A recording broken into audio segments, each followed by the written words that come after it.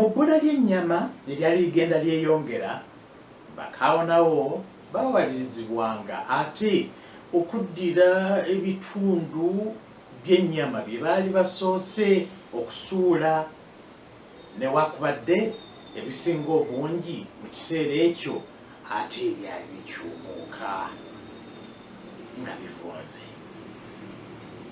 Kyokka ate oluvannyuma ng'omuzira gwongeddeko okusaanuuka, emirambo emirala nfaafa egyali gyekusise mu muzira ate gyeyerula.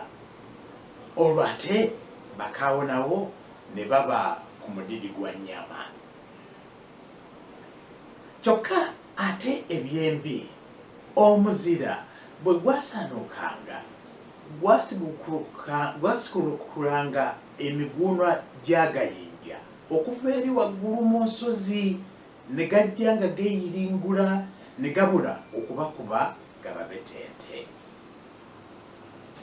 Mu kiseera nno ekyo nga bali awo balindirira obweraliikirivu bwe baalimu bwali bubula okubatta, era ne batuuka n'okwagala okuweereza ekiwendo ky'abalamazi abalala waakiri nabo bawaddewaddeko.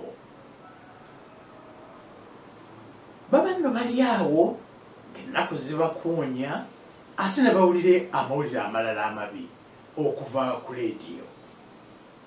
Amawulire ago gaali gagamba nti omusaalaba guli ogwali gulabiddwa mu nsozi tegwali gwabwe, wabula gwali gw'abantu abalala abaali beenoonyeza eby'obugagga eyo ewala mu bitundu by'ensozi ebirala.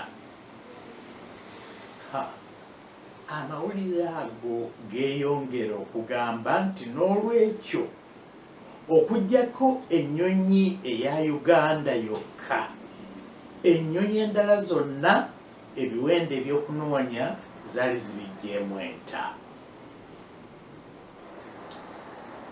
Olunaku lumu ku ssaawa ez'olwegguloggulo bakaawo nawo ate baawulira okuyira kw'ennyonyi. Anti ne ndyoka ate nkulabira akasattiro, naye awatali na muntu yenna kugikubako biroozo, ennyonyi eyo ate yawulikika ng'eringa eddayo. Ate mu kiseera kitono ne bagiwulira ng'eringa ejja, olwo ate ne bagugumuka buto, ng'ennyonyi eyo eringa ebazannya akazannyo yabakuba ekimmooni, ate neddayo nga mpawa agikubyeko kyamulubaale.